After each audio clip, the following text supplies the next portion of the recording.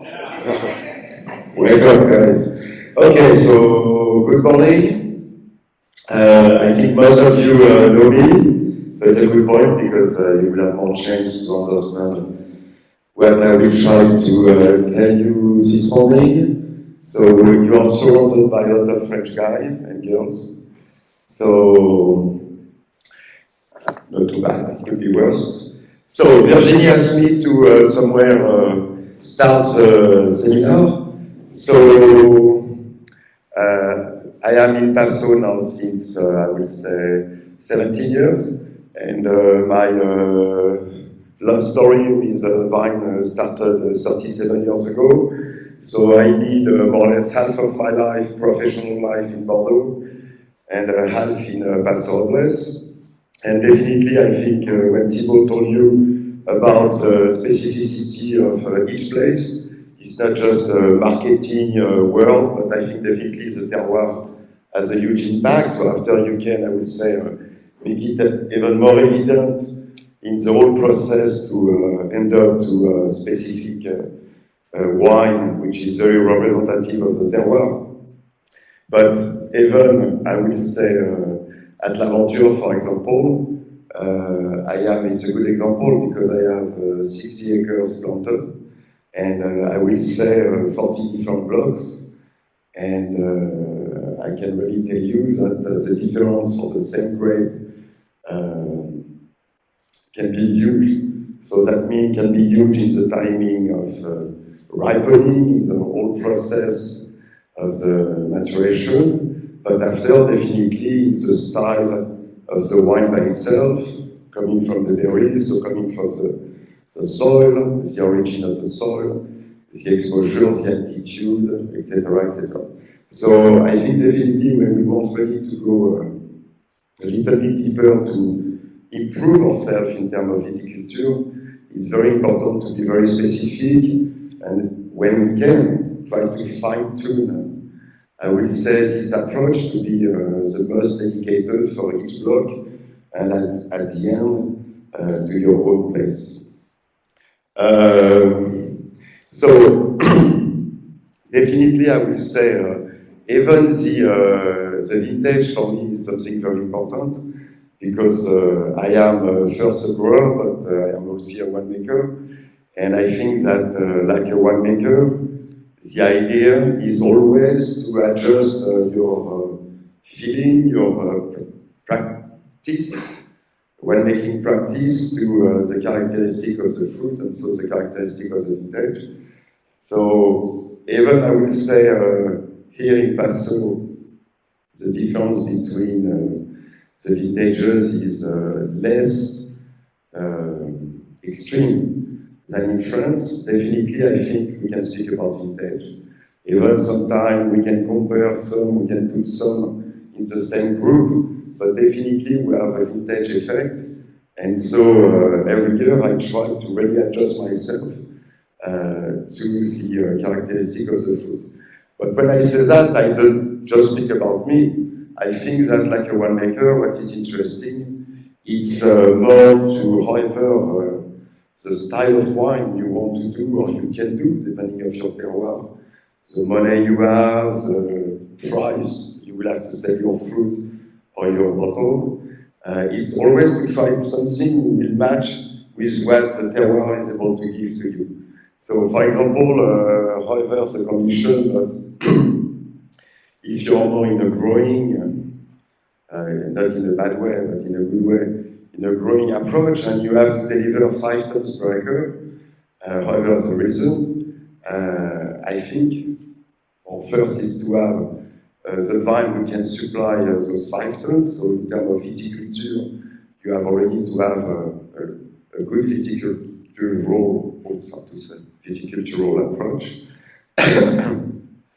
But after, in terms of winemaking, I don't think that when you make 5 tons per acre, especially with a low density of plantation, I don't think you will have the density, the concentration in the fruit will allow you to make some top wine.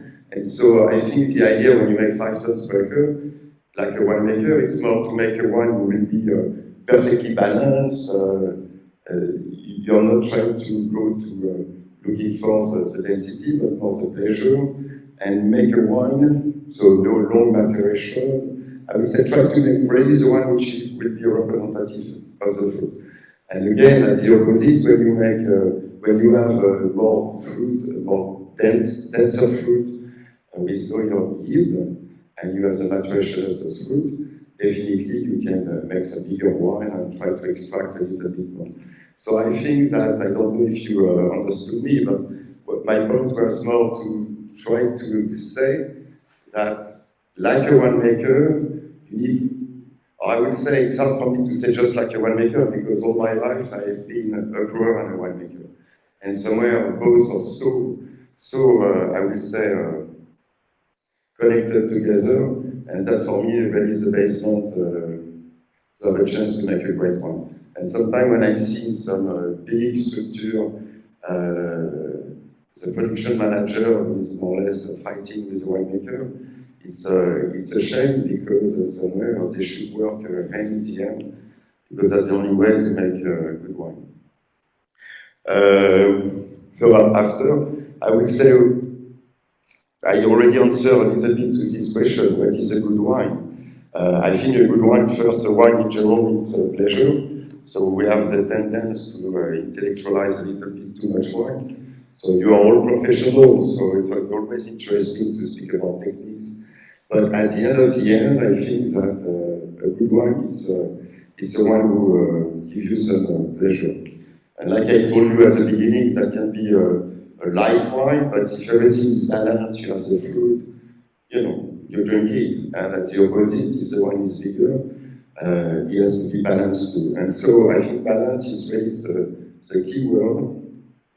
And also the maturation, because sometimes I've seen, and here in California it's a paradox, especially in Paso, Roble, we have very hot days, but sometimes it's not easy to have the maturation of the polyphenols and the tannin. So you can have the paradox to have some wine who on one side very, very ripe, kind of over-ripe, but in the mouth you can have some very green tannin. And I think that's very, very important. And it's connected to the canopy, and the canopy somewhere is kind of indication about how to manage irrigation.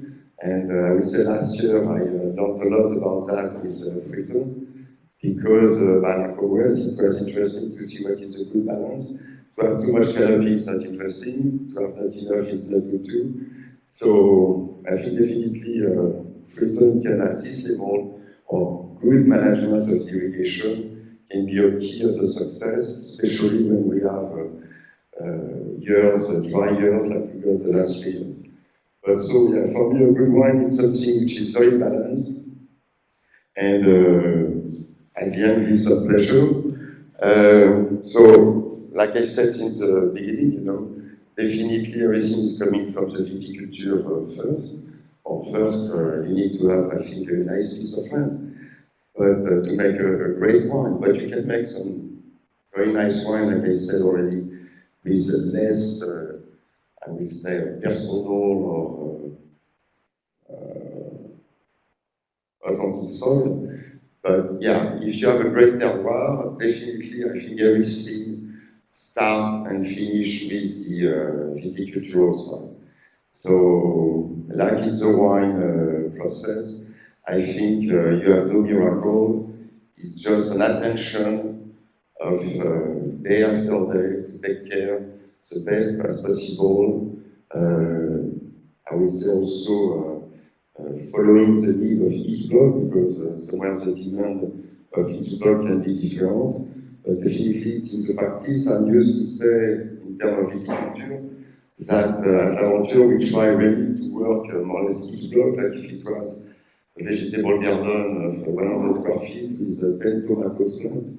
And so we try really to take attention of each plant of each block. And I have a high density plantation because I have 2,100 plants per acre.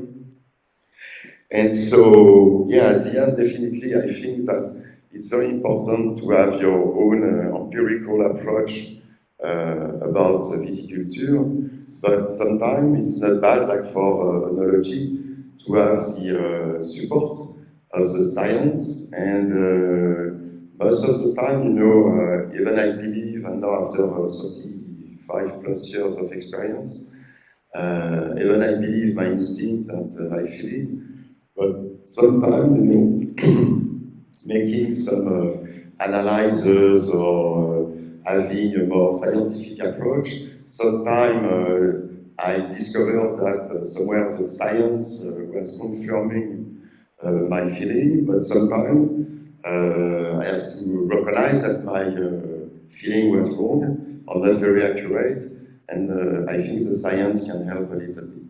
So I think it's a good initiative. Thank you, Thibaut, for organizing this kind of meeting, because the idea is not just to speak about Freeton, I suppose, but it's, I think, a nice initiative to put all of us together and to share, like we do, most of us already, when we go to test some barrels, but to share our impression, our approach, our sensitivity about what we love and about the